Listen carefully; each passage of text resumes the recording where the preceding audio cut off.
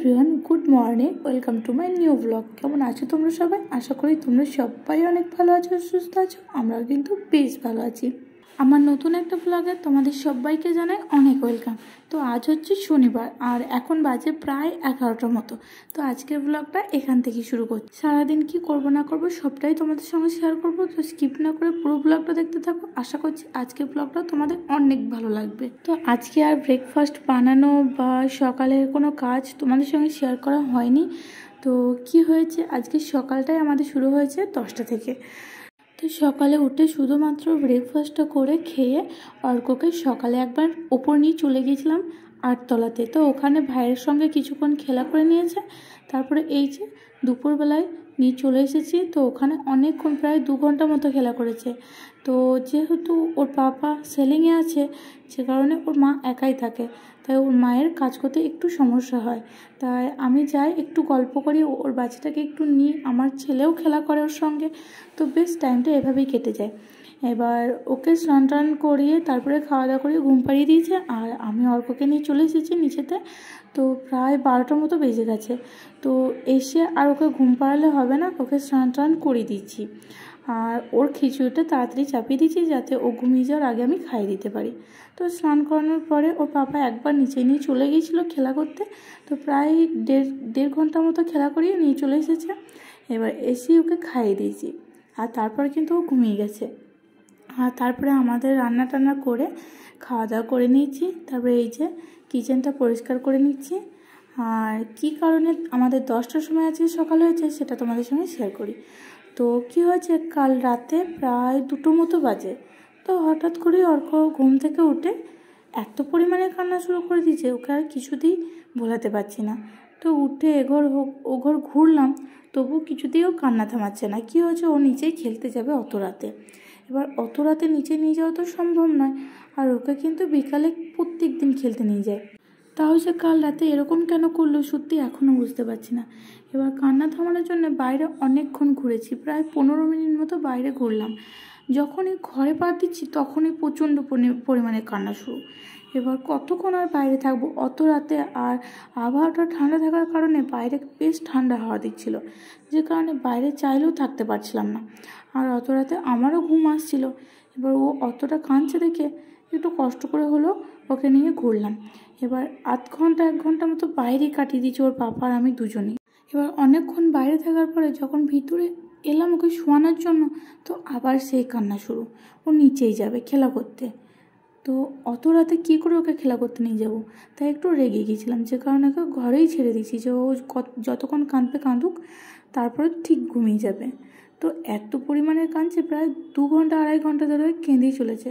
এবার সেটা তো আর দেখা যায় না, অতক্ষণ কাঁদছে, আমাদেরও খারাপ লাগছে। তাই অনেকক্ষণ ওর সঙ্গে খেলা করলাম বাইরে গিয়ে, নিচেই যাইনি, বাইরে খেলা করলাম। তারপরে প্রায় 4:30 5টা মতো বাজে। তো তখন ওকে ঘুম পাড়ালাম। তো আমাদেরও কিন্তু প্রায় অনেকক্ষণ ঘুম হয়নি। এবার সারাদিনের মধ্যে আমরা শুধু ওই রাতটুকুই ঘুমানোর টাইম পাই। ওই টাইমটা যদি না ঘুমানো হয় না, তাহলে শরীরটা বেশ অনেকটা খারাপ হয়। তো ওই যে 5টার সময় ঘুমালাম, তারপরে একবারে ঘুম থেকে উঠে দেখি 10টা বেজে গেছে। তো উঠেই ওই যে কোনো কাজ আর একটাও হয়নি, কোনো রকম ব্রেকফাস্ট করে পাপা চলে গেছে ডিউটি। আর যেহেতু অর্ক ওইভাবে কালকে মাঝরাতে উঠে খেলবো বলে বায়না ধরেছিল, তাই আজকে ঠিক করেই রেখেছিলাম যে ওকে আজকে সারাদিন খেলা করাবো টাইম পেলেই। তাই সকালে ব্রেকফাস্ট করার পরে আর কোনো কাজ না করে ওকে একদম উপরে নিয়ে চলে গেছিলাম। তো 8তলাতে থাকে ওই যে ওর একটা ভাই, তো ওর কাছে নিয়ে গেছিলাম। আর ওর কাছে অনেকক্ষণ খেলা করার পরে কিন্তু নিচেই নিয়ে এসেছি। তারপরে খাওয়া দাওয়া করিয়ে ঘুমিয়ে গেছে। তো এখন কাজগুলো এই যে সব সেরে নিচ্ছি। আর বিছানা ঝাড়া হয়ে গেছে, ঘর ঝাড়ু পোছা করে নিয়েছি, বেসিনটা ওদিকে একটু পরিষ্কার করে নিলাম। আর এই যে বিকেলবেলা একটু জিলেপি ভেজে নিচ্ছি। তো এই প্রথমবার ভাজলাম, সেরকম খুব একটা ভালো হয় নাই, তবে খারাপও কিন্তু হয় নাই। প্রথমবার ভাজলাম তো। আর সত্যি বলতে আমি রান্নার সব রকম সেরকম কিছুই জানি না, এখানে এসে যেটুকু শিখেছি। এর আগে কিন্তু রান্না করতে একদমই জানতাম না। এখানে এসে করতে করতে কিন্তু বেশ অনেকটাই শিখে গেছি। তো যাই হোক, এই যে অর্ককে রেডি করে দিচ্ছি। তো ওর পাপা নিয়ে যাবে নিচেতে। তো এখন প্রায় 5টা মতো বাজবে। তো অনেকটা কিন্তু টাইম আছে ওর খেলা করার। তো এই যে ঈশানকে নিয়েও চলে এসেছি। তো ওর মা ওকে নিয়েই ছিল সারাদিন। এবার সবসময় ও একা থাকে তো, তাই ও কিন্তু একটু রেস্ট করার টাইম পায় না। তাই আমি যেহেতু এই টাইমটা ফাঁকা আছি তো ওকে নিয়ে চলে এসেছি। আর এই যে কিছুক্ষণ ওর সঙ্গে খেলা করে নিচ্ছি।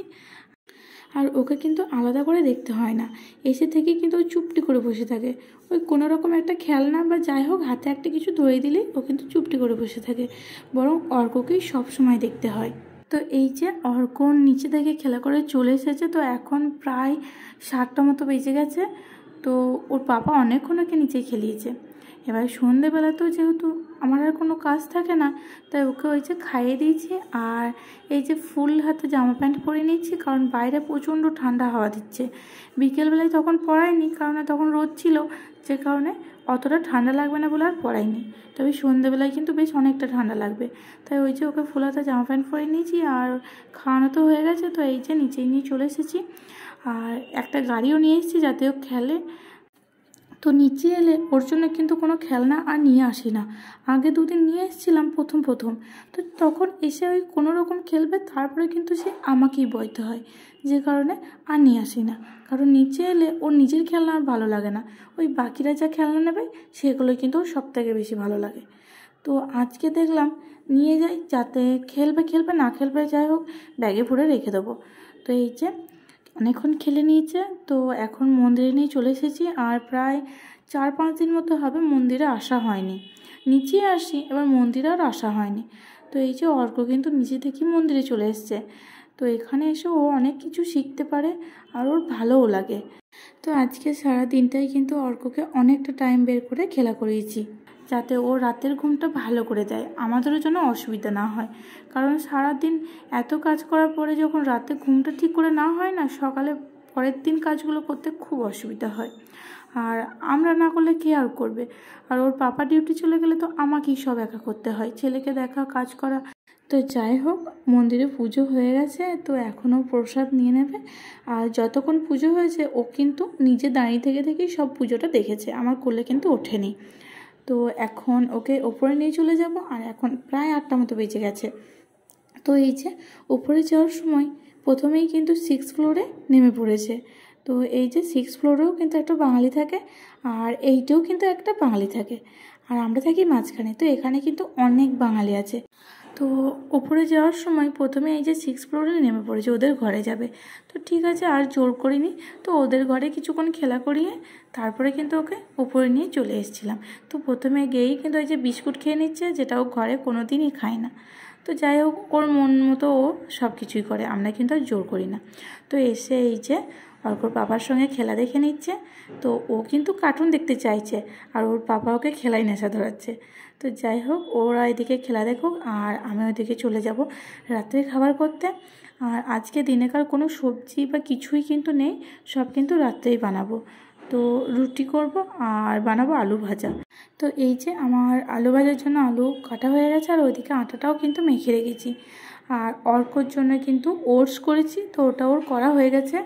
আর ওর ওটস কিন্তু আমি এমনি মিষ্টি করি না, ও ওটা একদম খেতে পছন্দ করে না। মুগ ডাল দিয়ে আর ওটস ওই খিচুড়ি টাইপের করে দিই, তবে সবজি টবজি কিন্তু কিছু দিই না, ওই গোলমরিচ, হলুদ, নুন আর একটু জিরে গুঁড়ো দিয়ে করে দিই। তো এটা কিন্তু ও বেশ ভালোভাবে খেয়ে নেয়।